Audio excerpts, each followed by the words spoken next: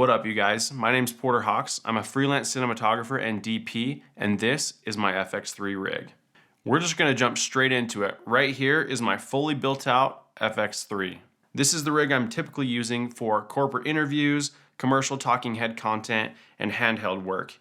I'm gonna go ahead and show you how I built this rig, a few variations of this rig, and how this rig can be stripped down to a really bare bones setup in seconds. All right, so we're gonna build this thing up. Starting out, we've got the FX3 along with the top handle so we can get those XLR ports for clean and professional audio. My go-to lens for this rig is the Sigma 24-70. I love the clean clinical look you get out of this, especially when doing corporate work, but depending on your interview, you can go ahead and swap that out for any cine lens, spherical, anamorphic. I don't care what you use. This is what I like to have on my rig. The next thing I like to add is just an ND of choice. I've got this Peter McKinnon variable ND 2 to 5 stop, so I'm gonna slap it on the front of the lens. The cage I'm running on this build is the small rig Hawklock cage. My favorite thing about this Hawklock cage is the top handle extension. I feel like it provides a lot more stability for the handle. It makes it longer and just better to hold. So this is my go-to cage for this rig. Up next is power for the rig. I use this small rig compact V-mount battery plate. And the best thing about this battery plate is that it slides right onto the base of that Hawklock cage perfectly. It's super slim, super easy. On the back of that V-mount battery plate, I'm sliding a small rig VB50. This is plenty for what I need and works great.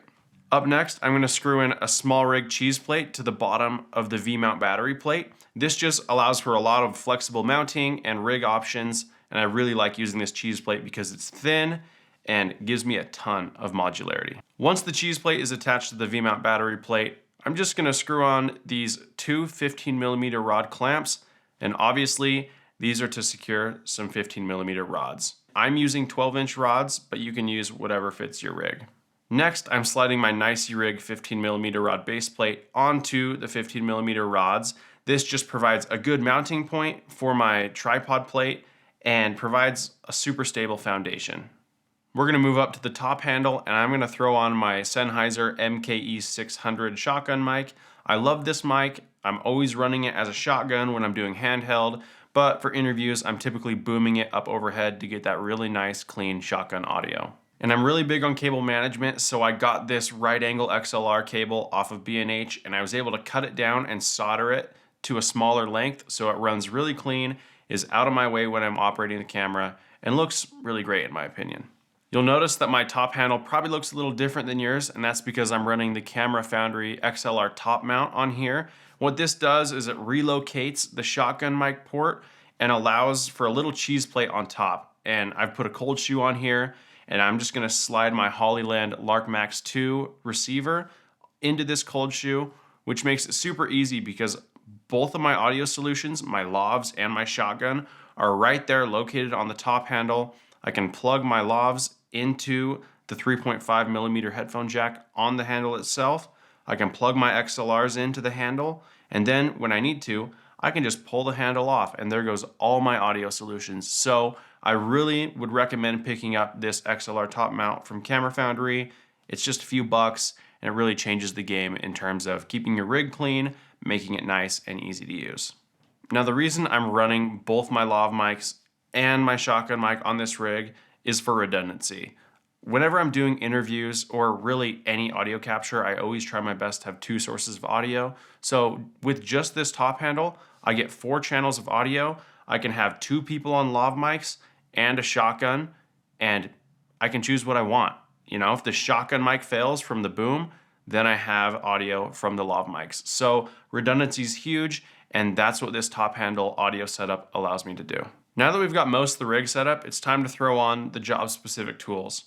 Right here, I've got the small rig teleprompter. This is great for my corporate work. It just helps me get clean messages from clients, helps them feel comfortable, and it's really a tool that you are gonna use a lot if you're doing any type of interview. So make sure you have one of these in your kit.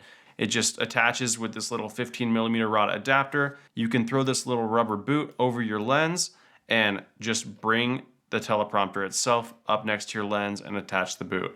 I'm actually using it right now and you can't even tell. The next accessory I use, honestly more often, is my Tilta Mirage matte box. I use this for filter stacking, looking cool. I really just love this matte box. and you can go ahead and either use the 15mm rod adapter for this matte box, which I actually don't have. What I choose to do is just to screw the little filter adapter onto the front of whatever lens I'm using and attach the matte box directly to the lens. This is nice particularly for zoom lenses, because when you want to zoom, you don't have to sit there and adjust the distance on your 15mm rods for your matte box. And depending on what I'm using my rig for, this teleprompter or the matte box will come on or off the rig. You can tear this thing down into just the camera itself in literally less than 30 seconds. Let's check it out. To release the entire FX3 from the rig, just go to the front of the V-mount battery plate, flip the latch, and slide the FX3 out. And there you go. You have a really simple run and gun camera with audio solutions. Now, if you just want to get rid of your audio solutions altogether and run this on a gimbal, just take your top handle off and there you go. You're down to just the FX3 itself. And it's just as easy to put this rig back together as it is to take down. After years of owning both an FX3 and an FX30, this is the rig I keep coming back to every time. There are a few reasons for that. This rig is functional and it works. It looks great and it's easy and nice in the hands. And third, it's fast. I can tear this thing down to a bare bones gimbal setup in seconds. And sometimes you need that on set, especially as a solo operator. If you guys want to check out anything I talked about in this video, links are going to be in the description. I want to know what your FX3 rig looks like, so comment down below and I'll catch you next time. Good luck out there.